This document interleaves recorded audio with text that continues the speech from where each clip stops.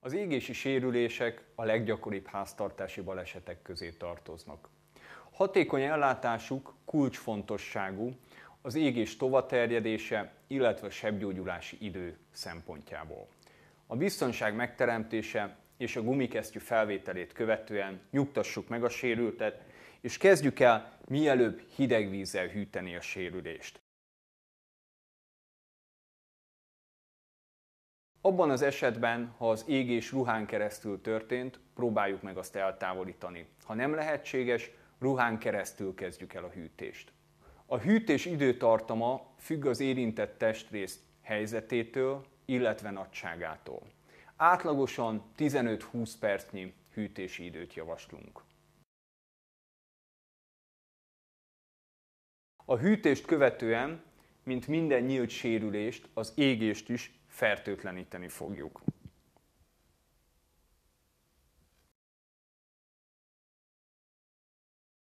A fertőtlenítés után steril mullapot helyezünk a sebre, majd rugalmas pólyával fedjük azt.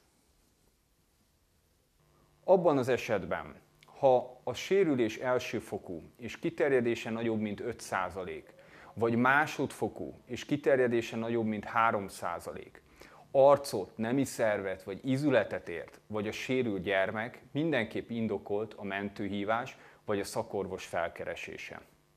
Az égési sérülés leghatékonyabb ellátása égési kötszerrel történik. A sebre helyezve azonnal hőt von el, így nincs szükség a hidegvizes hűtésre, fertőtlenítő hatású, gyógynövény alapanyagú fájdalomcsillapító van benne, és azonnal fedi a sérülést. Az ellátás során burn-free égési kötszert használunk, amely egy ilyen kocsonyás anyaggal van átítatva. Ezt fogom ráhelyezni közvetlenül a sebre.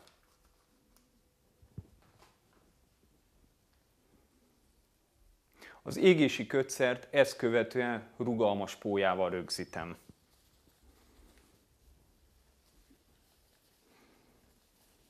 Fontos tudnivaló, hogy fertőtlenítőszeren és kötszeren kívül ne tegyünk semmit az égési sebbe, ugyanis fokozzuk a fertőzés veszélyt.